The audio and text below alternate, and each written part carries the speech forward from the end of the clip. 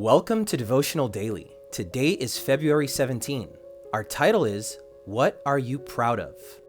But God forbid that I should boast except in the cross of our Lord Jesus Christ, by whom the world has been crucified to me, and I to the world. Galatians 6:14.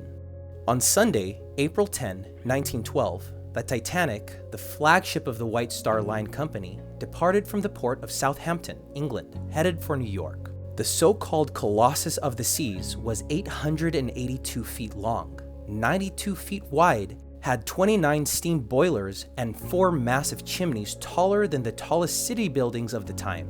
It was the pinnacle of nautical technology. A promotional brochure that circulated in 1910 stated, among other things, that the ship was unsinkable. With unparalleled luxury and opulence, the Titanic was a floating palace weighing 46,000 tons.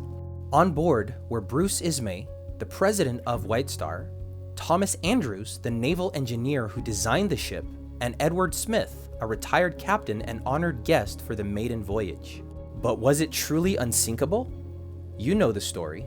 Shortly after, on April 14, after striking a massive iceberg, it took its fatal dive into the icy waters of the North Atlantic, costing over 1,500 lives. We often have a tendency of boasting about things that prove to be unworthy of our trust. In the days when the New Testament was written, 3 main nations existed. The Greeks, who boasted in knowledge, the strength of intellect, and human philosophy. The Romans, who boasted in the power of force, law, and organization. And the Jews, who took pride in the religious traditions of their heritage, racial merit, and outward signs of religion as spiritual assurance. In today's text, the Apostle Paul introduces another reality for us to boast in: nothing but the cross of our Lord Jesus Christ. What about you? What do you boast in?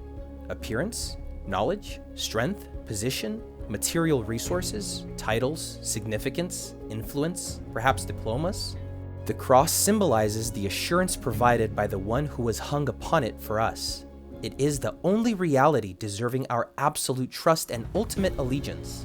In the words of the classic hymn, everything else is shifting sand.